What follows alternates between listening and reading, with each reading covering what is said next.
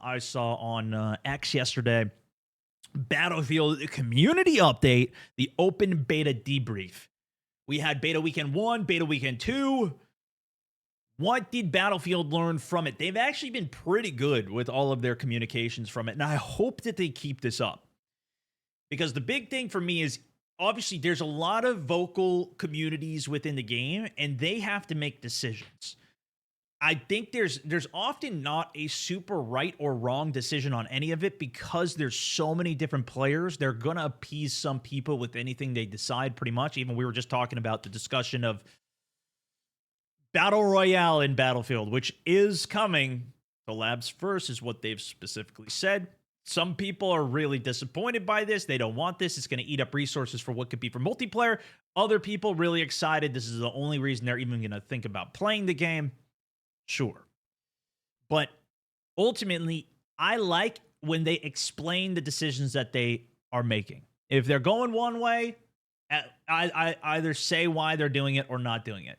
I have been very vocal, for example, on proximity chat. Some people seem to think it's who cares about proximity chat. I love it. Not only for the sake of if there was a BR, I like having the ability to have that for something like even solos, which I don't know if this is even going to have a solos. Even for quads, yelling at people, being able to talk to people, I think is a lot of fun. Looking forward to BF6 customs with the CO. But even for multiplayer, to the same extent though, if you're playing, for example, Armor Reforger, BattleBit did this. What else? Hell Let Loose has like a proximity chat where if you're close to your team, you could still talk to them and be like, yo, I need some med. It makes it feel like the game is more alive, almost. Anyways, I would love to know, are they going to do it? And if they don't do it, why are you not doing it? Are you trying to protect people from being yelled at by each other? Do you think it hurts the gameplay? I feel like if I'm sitting next to somebody in a tank and I'm anyways, I can go off on a tangent on this. Let's just get into this. Jay, also thank you for the 9 month sub, and in polls, thank you for the sub. Let's get into this. Battlefield 6 community update, open beta debrief. Hello, everyone. Thank you to everyone who joined us during the Battlefield 6 open beta weekend. Your passionate feedback has been invaluable, with tens of thousands connecting on Discord to play together, over 600,000 hours streamed, and over 300 million hours watched. Your enthusiasm and participation is what made this great. I think obviously a lot of this gets stacked because of all the drops, especially on Twitch. People just sit there and watch to try and get the drop. Whatever. Still, extra way to juice the numbers. I'll take it. Also, they did do a post over on their main Battlefield page with all of the stats. Ludicrous stats for the amount of players, kills, everything. I mean, big numbers. They put the shotgun kills. Enemies killed was 5 billion enemies killed. 300 million of them were with the shotgun. I'm surprised that's not way more. But what was pretty good is there's 7 million defib kills, which I might have been part of that problem. Anyways, initial learnings and in-game changes. As we approach the launch of Battlefield 6 on October 10th, we'd like to take a moment to look back at the recent open beta to share our key learnings and in-game changes that we're making based on your feedback and in-game data. You're already bored of Battlefield? Yeah, I would never talk or play Battlefield. I'm so bored of it. Weapons. We're making targeted adjustments to deliver a more consistent and rewarding gunplay experience. This includes a general pass on recoil and tap fire characteristics across all weapons, further emphasizing their unique feel and improving range differentiation. A big complaint that I saw from a lot of people prior to getting their hands on the game was that the game has no recoil. There's no recoil in the game. What did you guys think, chat that's here, even in comments after, of the recoil in the game after playing it yourself? Because there's a big difference with how recoil works in this game. It's fine, not enough, versus other ones. It definitely had recoil. It was fine. It's perfect. There's recoil. I liked it. Loved it. Recoil seemed balanced. I thought it was fine. There's definitely recoil. It's fine. It was balanced. Okay. A lot of people really like the gunplay. But note that the way that the recoil works in this game is there is recoil for guns. Actually, if you saw the deep dives that some people did, there was actually more recoil for mouse and keyboard than there is for controller. Did any of you guys see that information? It's almost double the recoil if you're a mouse user. Yeah. But the other difference is there's bloom in this game, or spread, I think is the term that they use, but they're fairly interchangeable. That being, the longer that you shoot, the less accurate that your shots will be. So you're shooting at a dot, it's not going to go to that dot. Exactly. It's going to deviate. So it's now no longer based on your aiming skill. To Sober's demise here, thank you for the 5 months subbing it in. If you're shooting and it blooms out, it's not going to go where you're putting it. It's just deviating off. It's not due to yourself that you're missing. However, games like Fortnite have this, for example, with like first bullet accuracy. It kind of works similarly in this. The longer you shoot, the more bloomy it is. So with weapons in this game, you need to start tap firing or burst firing them to maintain the gun before they start blooming. Or you put on a gun that doesn't have to deal with bloom, like a DMR. If you're playing close range, the bloom doesn't really matter with an M4A1. That's why we saw that gun dominate so much. But if you're trying to hit somebody 50, 60 meters out, you got to be tap firing that, dealing barely any damage, trying to burst fire and connect with as many shots as you can. And what becomes even more difficult than a lot of people don't realize is that tracer round that shoots out. In Battlefield, that only goes 1 every 4 bullets. So you're shooting bullets in between those tracers that you don't even see where they're going because they don't have a tracer on them. And so that's also why sometimes it's like, my shots aren't connecting. What's going on or whatever. You might have already started blooming that thing and a tracer round looks accurate, but the rest of them aren't. So all of that to say, there is recoil in this game. There is inaccuracy with the weapons. It's not like the laser beam guns in Call of Duty. And even from that small sample of what I saw from chat here, most people seem to positively, I would say, like the weapons. Again, maybe you guys are biased because you guys are watching a Battlefield stream in the first place, and that's kind of how Battlefield works. It's got bloom and such. People that play COD may not like this as much, whatever, but nonetheless, that's some of the insight.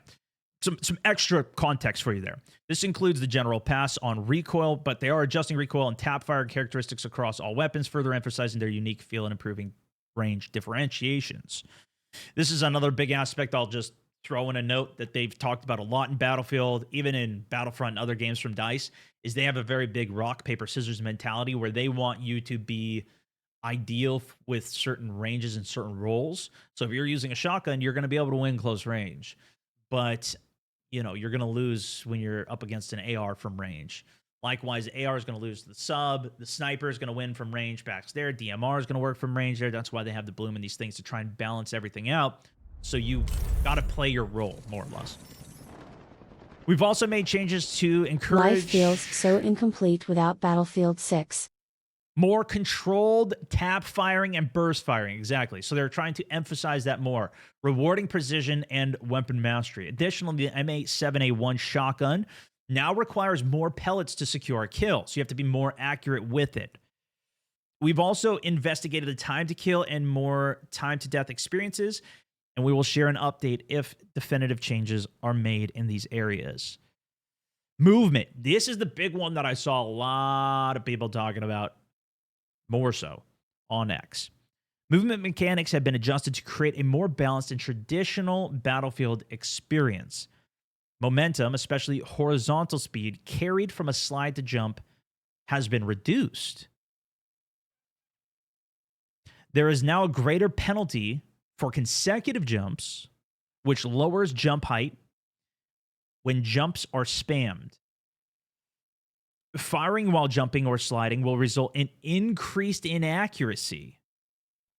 These changes are designed to make sliding and jumping more situational, so they're no longer ideal options for engaging in gunfights, and will contribute to a gameplay pace that rewards skillful movement without becoming too fast or unpredictable.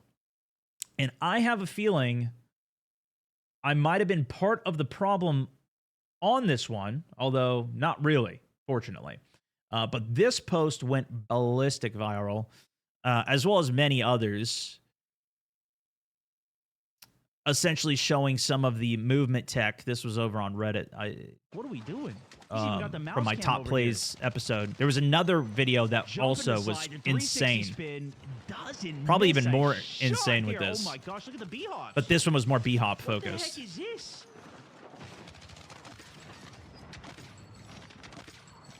The momentum. And they don't actually address it in this section here. Maybe they'll mention it later. But the difference was what this guy was doing, what Reeve was doing here, the gameplay that we were looking at many times, especially this one on the snow map when he jumped out of the window. Here, oh my. You'll see he actually is doing a glitch, if you will. If you slide jump and go off of a ledge, you get a super jump and an extra momentum increase. That was one of the biggest things that I think was then allowing you to chain your momentum and continue hopping like crazy.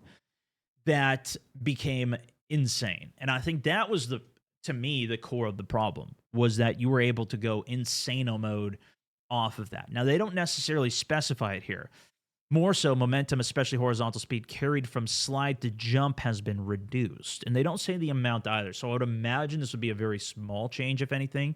But we'll have to see when it's actually out. When you slide and then go into a jump, you do get an extra propel your movement speed to try and help you get across distances. And that's what then people would also use to get the consecutive jumps. This point. 0.1% movement junkies most affected lol. Yes. Realistically, the majority of players are never going to do this aspect. I don't mind this the most, the slide to jump, because anybody could do that. It's pretty simple. This is the harder part that most people don't even know is a thing, because it's a kind of an abuse mechanic that people do. It's very common in very high level gameplay. You know, I believe this is part of what like counter strafing is, or no, not counter strafing, but like, you know, surfing in Counter-Strike. I kind of learned to do that more so in Apex Legends, though. That's where bunny hopping was really big, and I loved it in that when the game first came out. You can still kind of do it, I think, still as a support, because it doesn't decrease your movement speed, and you could chain the momentum and kind of do I forget what the term of it even is, but a B-hop to keep your momentum while you're healing. I loved that. That was a lot of fun. It was more like that, where you would jump and you would time your jump landings to keep your momentum in the air. So you keep yourself in the air so you don't get friction on the ground, slowing your character down to stop. And I think for the 99% of players, it's probably a better thing. But we also don't know the amount of it and if this is necessarily addressing the bug, which I don't think it necessarily is, the way that this is worded. I think this is just a general decrease to the bunny hopping meta, if you will, which we did also see Reeve even doing, for example, on this part here. You see he just kind of engages in, which actually, no, you know what? I think he also used the momentum off the stairs to slide down this. And miss a shot here. But see how he gets 3 jumps together there to get extra speed and move in faster? That's kind of the to give you a visual of it, which lowers the jump height when jumps are spammed. I'm fine with that. I don't really... I like the ability to be able to make like one play if you just slide or get past somebody or something, personally, but... W changes so far. Yeah. Firing when jumping or sliding will result in increased inaccuracy. Again, it really depends on the amount. I like the idea of being able to do a jump shot close range, because it gives you some opportunity to get a response to somebody if they're right in your face. Similar to kind of like drop shotting, although you can't do that in this game either, so your only opportunity is jump shotting. Or sliding will result in increase in accuracy. I love being able to slide and shoot. So as long as they're not decreasing the time of you sliding into then shooting, I still like the ability to, again, if I'm close range and I'm sliding and kind of just can let the trigger in, I don't like a delay that stops my character from doing what I want to do. If I want to start shooting my gun, I want it to shoot. Probably people will be, the more casual player would be more happy with that, because I think it's very unrealistic that they'll even be doing slide shooting in the first place. But I think it's a cool tech to be sliding and shooting. Same thing like when I hit the ground, I do like that even though I can't shoot when I'm dropping, going for the drop shot, at least as soon as I'm on the ground, I can start shooting. I do like that as well. More casual or just less sweaty? Yeah. I liked how Battlefield 6 felt, as it should be. Movement changes are excellent. Let's get this grounded. Good, good, good. People are saying good. No inertia. No, I think inertia is good because then, or like keeping your momentum going is good because otherwise it turns into Battlefield 3 and 4 where you jump and when you jump, you can turn in the air, which just makes no sense. Okay. Yeah, I'm fine with all of these changes. Again, it's going to really depend on what the amount of these things are, but I would say from what I've seen from the general population, at least of Battlefield players, this would be a positive change, especially from all the comments that I saw and stuff like this. Now, if you are a COD player who likes all the movement tech, this might be disappointing to you coming over, trying to play this game and being able to outskill and outplay people.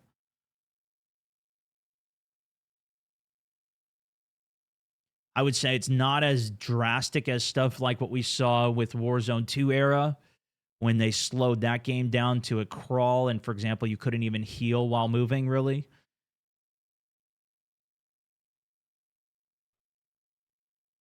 I don't think you could even do slide to jumps in that either.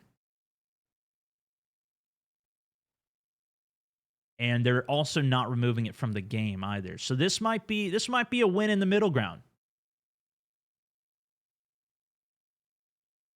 We'll see. But okay. They don't mention long range too. But that's essentially what they're doing. If they're making it less accurate, then it's really going to mostly just affect the ability to just slide while long range, which yeah.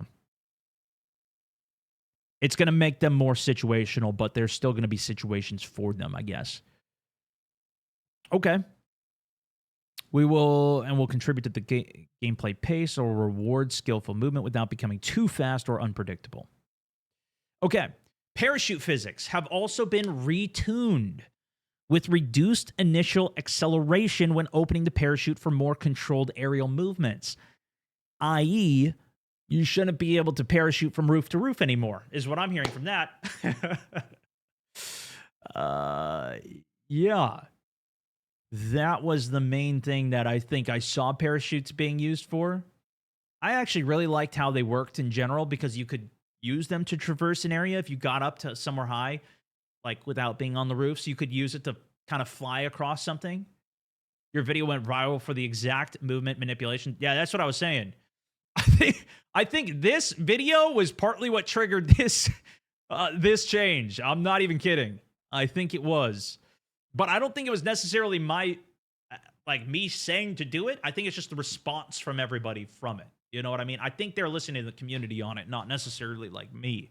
You know what I mean? Okay, but that was just one last tidbit on the parachute physics. We'll see what it is. I thought I didn't use it that much, but I thought they were kind of nice.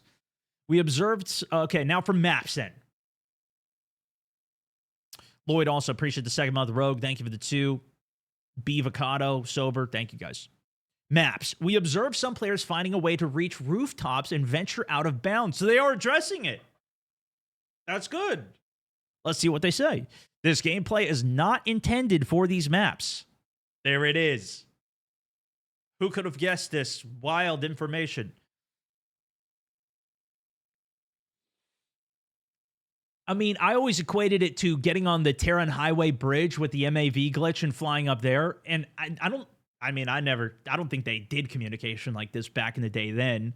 So I never saw anything from them if they ever did address it. I used it all the time. I was doing it. But then I don't know if I think they did patch it though. So you couldn't fly up on the MAVs anymore. Now that I think about it. I think they did patch that. But I'm pretty sure we found another way up there. I don't remember.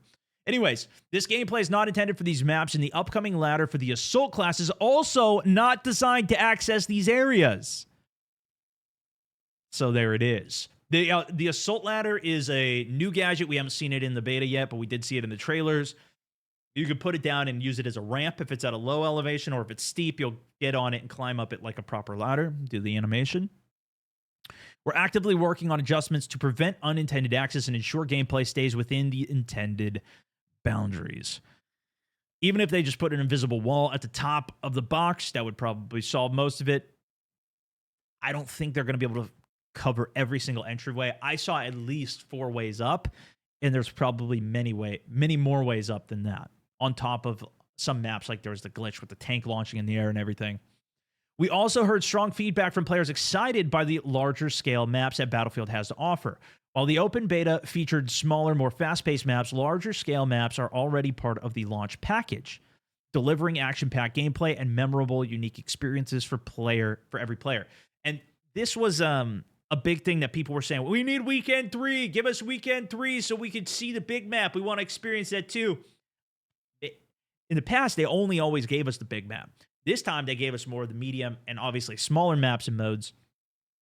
And it let us see a lot more of the game. I think feel how the gunplay and the pace of the game works, but also not feel all of the vehicles. We got to feel some of them, like the helicopter felt super slow. But it is going to be there. And this is what I've said too, is we at least know Firestorm's coming. I've seen a couple of leaked pictures. One of them was like in Russian. There was another... There was a couple things that I saw. I don't know if there's any credibility to it or anything, so we'll see. But it looked like the Valley map is the other really, really big map that's coming. And it did look very large. So we'll see if that delivers. We'll see if that's enough content for players as well. And that's the thing, is we're not going to really be able to test that. So that might be for a lot of people still, if that's your main way to play, that still might be like hey, you know what? I'm in a wait and see mode. I don't want to do this yet. I'm not gonna be pre-ordering still. I'm not gonna get the game. I want to see what it is. Only 3 maps with jets. That would be there's at least Firestorm and refunded Peak. Annual releases plus Battle Royale. Bad vibes. There you go. Annual. He's already refunded. There it is. It smells done. He's cut the cord. There's at least 2. I would at least guess there's the 3rd of Valley. Just my guesses. I would also guess there's more. I would hope there's more, personally, because that's, you guys have seen enough of me flying, and you're going to see it in the gameplay coming later. I really like that. I do really like that. But we'll see. And then, of course, there's still Portal, which could deliver more experiences for us, which I got to talk about the way that people are actually getting this unlock back here in the game right now. We're gonna try some of that on stream in a bit here, but where was I? While the open beta features small, okay, at least they are addressing it, because this is a big concern for a lot of people, is that they want larger scale maps, and they're saying that it's there. They're saying that it delivers. Action-packed and memorable. I feel like this is a key aspect to it as well, is like memorable experiences. So many Battlefield maps have memorable experiences, even if it's not necessarily Levolution. I think that's almost the key of it there, because there are so many maps that have that, even if it isn't the Levolution. I think Levolution is a lot of it, though. Enough for me? Yeah, a lot of people they're going to be happy with it. As part of the upcoming Battlefield Labs testing, we'll be testing 2 new multiplayer maps. One set on Morocco Valley, the other a remake of the fan favorite Battlefield 3 Operation Firestorm. So there you go. And they're using this in the same paragraph as talking about the larger scale maps. These 2 maps included the full completion. Wait. These 2 maps include the full complement of vehicles like Liberation Peak, along with more vast combat space. So maybe it is just these 3 maps that we can expect all of the vehicles on. I also would expect Little Bird's transport vehicles on these as well. And that does sound like, to me, if we're getting 3 maps that are 64 player size with all the vehicles on it. We'll see what they end up releasing after launch as well, and what the, the life cycle of this is going to be. And one key thing that I think hasn't really been brought up too much is that I don't think at least, we're not getting a new Battlefield next year. Even from Byron Beatty's at least interview with the quote with this journalist, he was saying that they want to bring Battlefield to a yearly cycle release, but that's not going to be for another 5 or 6 years. So I would guess we have this Battlefield. We're going to get another Battlefield maybe 2 years from now, probably at the earliest, probably 3 years from now. Maybe not. Maybe they just keep Battlefield 6 alive and support it with DLC and content, which would be interesting. But at least for the next year, 2 years, we're going to be getting content for it. And maybe they deliver a lot of content. That would be like best case, honestly. I don't think we necessarily, and maybe that works even really good for them, and they end up not even, I think that's maybe too optimistic, and they don't go to the yearly cycle of COD, because I think we're seeing what happens on the yearly cycle of COD this year. I have never seen more hate for COD than what it's getting right now. It is insane, dude. Anyways, tangent. We'll talk about that another time. These 2 maps include a complement. Anyways, so we're going to get 3 maps. 2 of these maps are coming to labs, though, so we will see a test. Some people will see a test before the actual launch of the game in the next 2 months. It sounds like. I would also say, COD's cooked, rightfully so, sure. I would also say that this will probably be leaked. I kind of hope it doesn't. But even before Battlefield 6 came out, I was seeing videos that had hundreds of thousands of views of Cairo, of some of these maps, before the actual release of the event. They would get to like 300,000 views, and then they would get DMCA'd, the channel shut down, they'd get strikes, they'd get kicked out of the program and everything. But people would still post it. And I like to just experience it off of it myself. Anyways, nonetheless, we'll see what happens. Likely that'll be leaked before it comes out. I can't obviously show any gameplay unless they lift NDAs and stuff, because I don't want my channels to be shut down as well. But often we do talk about these things. Next, let's talk about the modes. When it comes to Rush, the conversation we observed wasn't just about player counts, but also about how maps play. And you know what? I saw Westy did a video on this. I did not watch it, though. Maybe that would be a good one for us to watch another day, because I do want to get to some gameplay as well today. But also about the tactical experience that they offer. Rush is a mode with deep roots, originally known as Gold Rush in Bad Company, where matches typically range from 12v12 to 16v16. And this is a big thing that I heard a lot of people mention as well, was that originally Rush was a small map mode. It was a small 12v12 mode. Many of you remember this as a golden era of Rush, and it continues to inspire our approach today. I think the thing is that most people didn't play it off the origination of it. A lot of people fell in love with Rush from the bigger maps and the modes and the experiences that they created in Battlefield 3 and in Battlefield 4. For example, I think that's one of the reasons that David Peak is one of the best maps, because of the versatility of the map, including the Rush mode, where you capture that first section and then you jump off of the mountain and everybody's retreat, and you're all running and jumping off the cliff, and then the other team's now attacking and pushing, jumping down the cliff themselves too. I was sick, bro. That was sick. On top of all the other experiences, you talk about even in Battlefield 3's Rush with Metro, you're first out in the fields on all the grass and the water, and you blow up the MCOMs, and then the jets come in and blow up the area. You go down to the subway Metro system. Like, talk about memories, right? And that was bigger scale.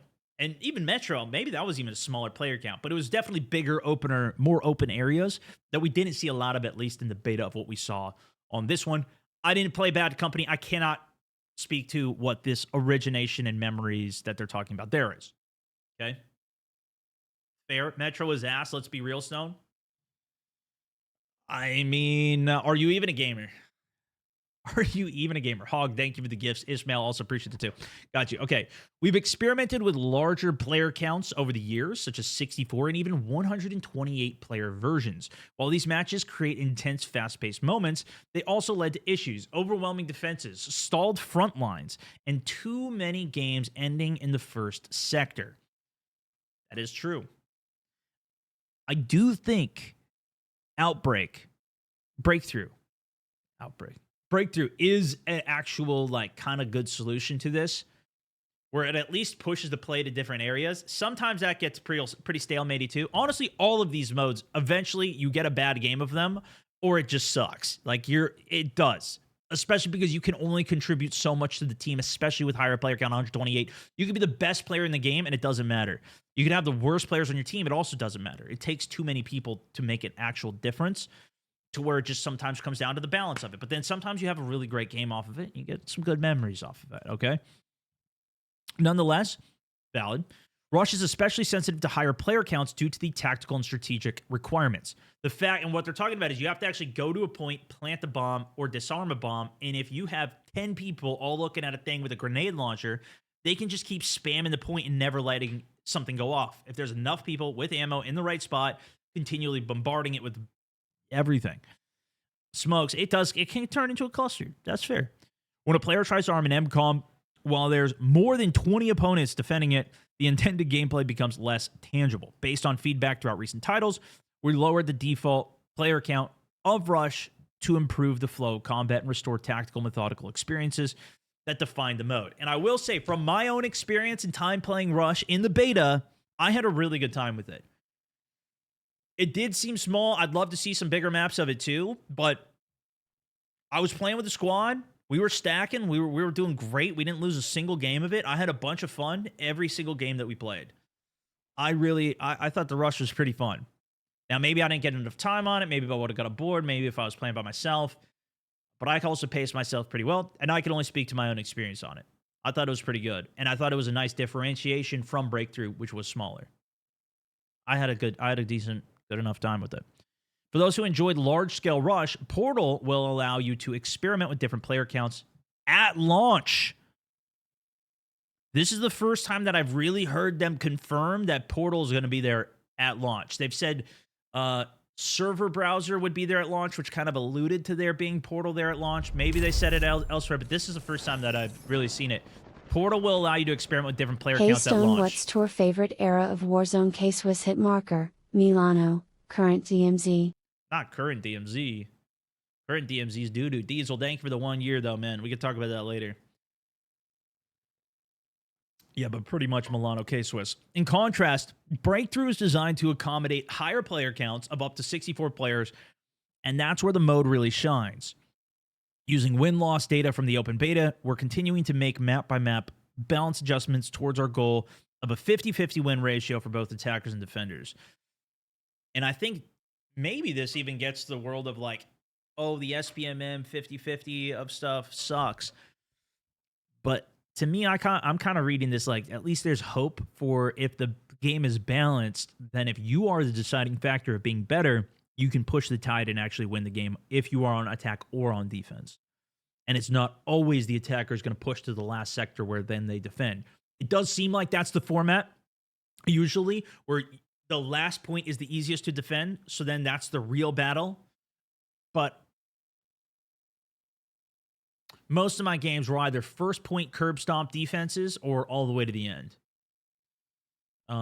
And that felt okay too. It would be fun if there was more balance, but yeah, I think they actually need the player data for that to adjust. I don't know how they fix that.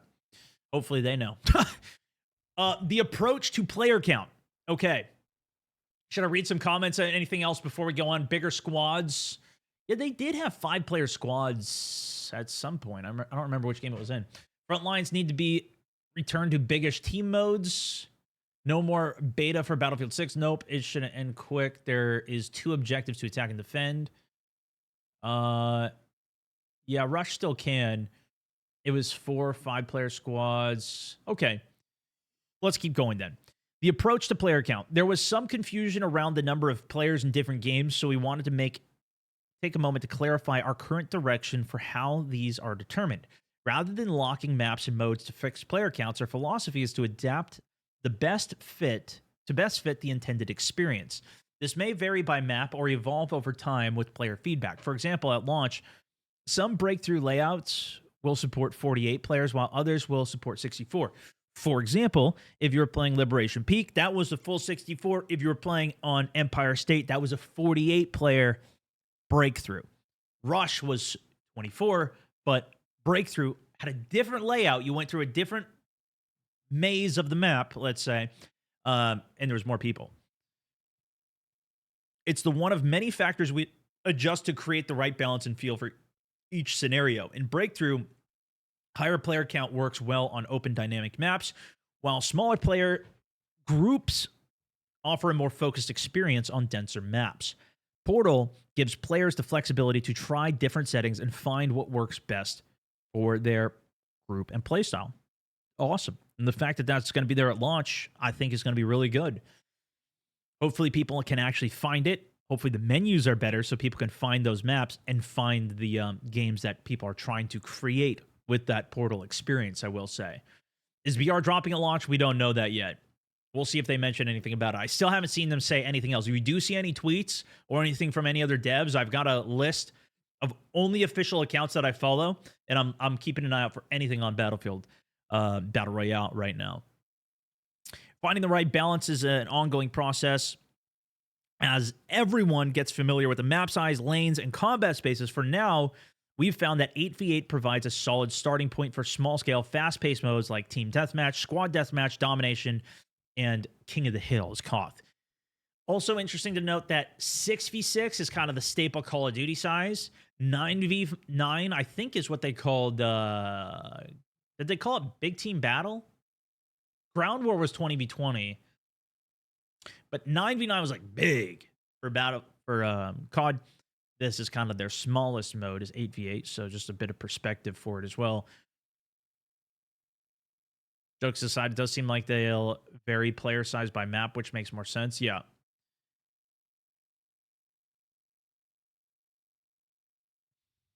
There's been a lot of leaks on Battle Royale, and we've talked about some of those things, but I'm talking about official. 9v9 was the old Ground War in 2009. Jeez, are you calling me old? Okay, yeah, I guess they don't do that anymore. A limited variety of playlist options were created for the open beta to both showcase and test the flexibility of the matchmaking system. For more details on our playlist adjustments, see our post about open beta week 2 options. In summary, they made it so that you can actually do custom searches during the week 2 open beta. This feature also did not really work very well. It did kind of work sometimes, but if you kept backing out and re-queuing, it didn't work. I experienced a lot of this. Playing with both open and closed weapons will continue to be options in Battlefield 6. Keynote here. And we are looking for ways to keep them both easily accessible. Back to the menu point.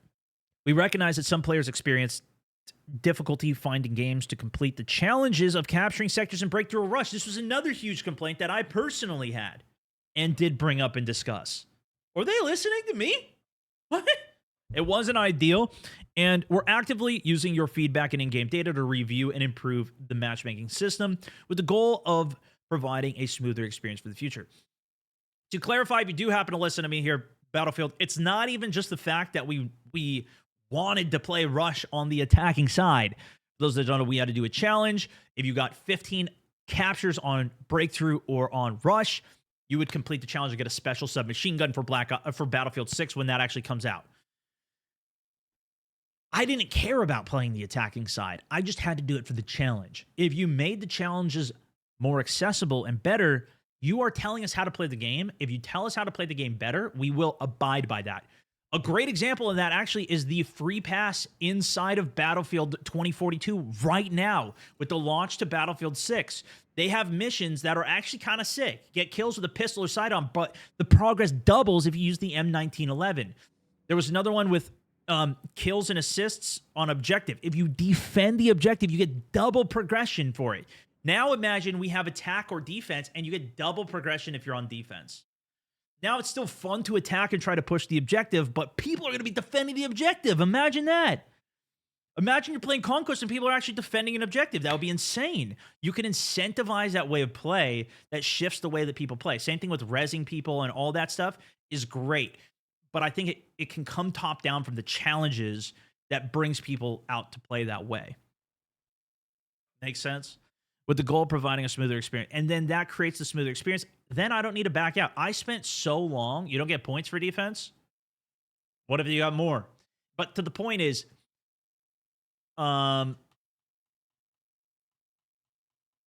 Yeah, the matchmaking. I had to keep backing out of matchmaking over and over to just try and rejoin a game, and I couldn't even get the game to join. It took 3-4 minutes to join the game. The system was just not even good in the first place for joining a game. But then you'd try and join a game, and it put you in the wrong game, and you'd be on defense. You get it. Reflecting on the open beta and next steps. With the insight gathered during the open beta play sessions, we will be introducing in-game adjustments in upcoming Battlefield Labs events. Stay tuned for progress updates and future opportunities to get involved.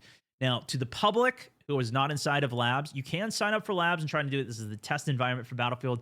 They are all NDA'd. They cannot share their gameplay. They cannot share their experiences if anybody is in that. They were allowed to start sharing their experiences only when the beta came out, but only if things that happened prior to the beta. So anything that's going on right now, maybe they're even testing this stuff right now. Maybe Battle Royale is already in there and they're testing it. I don't know.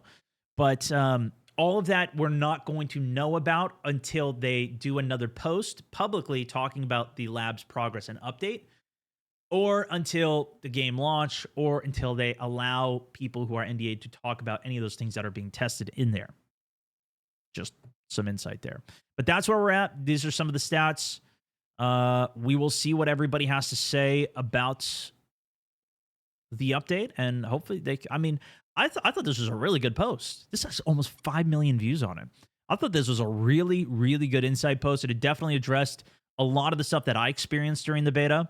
Obviously, I gave a lot of the context as we went through it today. I hope they keep on doing it. Did they address why one team was able to resupply and heal their vehicles? They did not. That is also a really good point. But that's just a bug. They might have mentioned that somewhere else. I haven't seen any official mention on it, but that was definitely a bug. That was completely busted. And I'll just tell you my guess onto what's going on there. I would love it if they even made a direct post on this. But from weekend 1 to weekend 2, I'm guessing they didn't go in and fix this rooftop thing, because they did address that, the rooftops, the bugs with the helicopter. They did, I think, fix the free look lock on though, because I was not able to do that in weekend 2.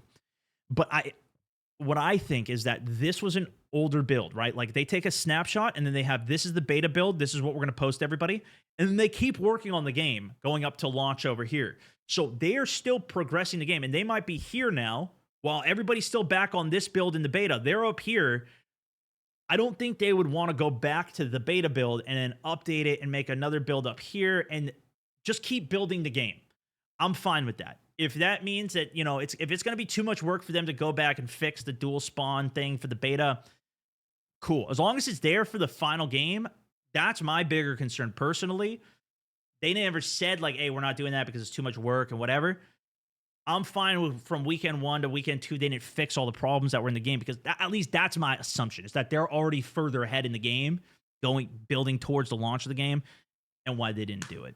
So I'm not as picky on that. Maybe you guys are more. Maybe I should be more. Maybe I'm coping there. But that's at least my thoughts. So anyways, that's the update what we got. Obviously, that was a ton of information alone as it was.